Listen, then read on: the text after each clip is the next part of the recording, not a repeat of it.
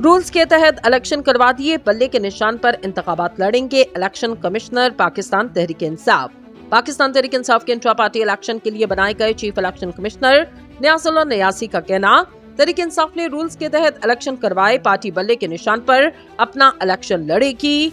आपको बताते चलें कि नियाजुल्लाह नियासी का कहना था कि हमें 20 दिन दिए गए, दूसरा इलेक्शन करवाएं।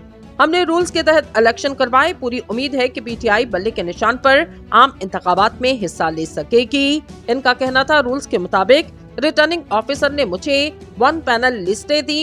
पार्टी ने किसी को मना नहीं किया कि इलेक्शन में हिस्सा नहीं लेना।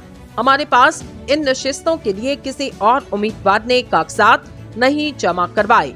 चीफ इलेक्शन कमिश्नर पीटीआई का कहना था, एस अकबर बाबर पार्टी के मेंबर हैं और लिस्ट में थे। एस अकबर बाबर सिर्फ वीडियो बनाने के लिए आए कि लोगों को बताऊं कि इलेक्शन हो रहा। वो मंसूबाबंदी के तहत पीटीआई इलेक्शन को सबोताश करना चाहते। इनका कहना था, अकबर एस बाबर ने ऐसे ही हाइप बनाई, ऐसे इंट्रा पार्टी इंतखाबात हो रहे, इनके बयान को मुस्तरद करता।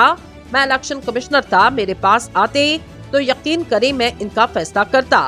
नियाजुल्लाह नियासी का मजीद कहना था, अगले हफ्ते आम इंतखाबात के लिए शेड्यूल आ रहा, तहरीक इंसाफ को किसी न किसी तरीके से इन मराहिल से आउट किया जा रहा।